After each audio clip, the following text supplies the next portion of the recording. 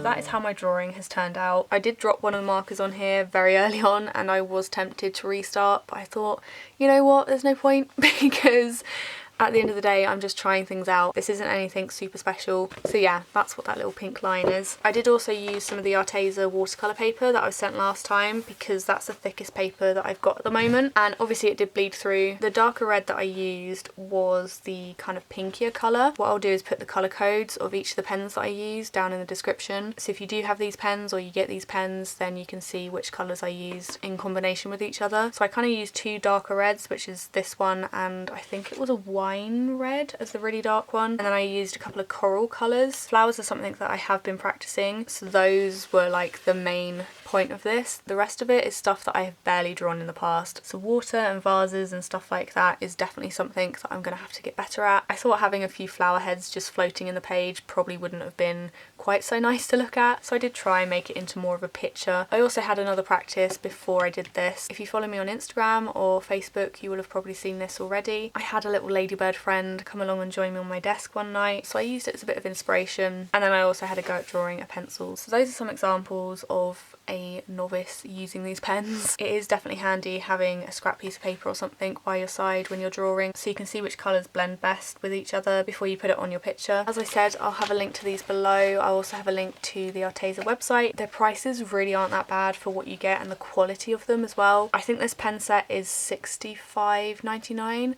which considering you get 60 pens in here, that is like just over £1 each. And you also get the really snazzy case. In my head, I would kind of think of it as, okay, £60 for 60 pens and then £5 something, like $5.99 for the case.